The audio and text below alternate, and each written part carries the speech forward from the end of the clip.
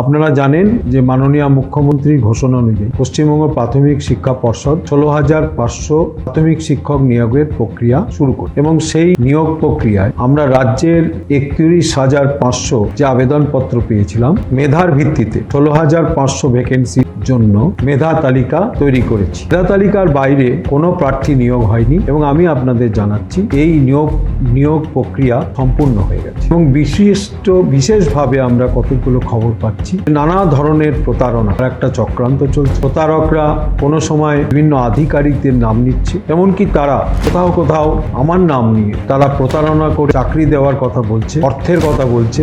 আমি আপনাদের সাবধান করে দিতে চাই যে মেধা তালিকার বাইরে অন্য দ্বিতীয় কোনো তালিকা প্রকাশিত হবে না। আগামীতে যখন নিয়োগ প্রক্রিয়া হবে তখন আবার নতুন প্রক্রিয়া শুরু হবে।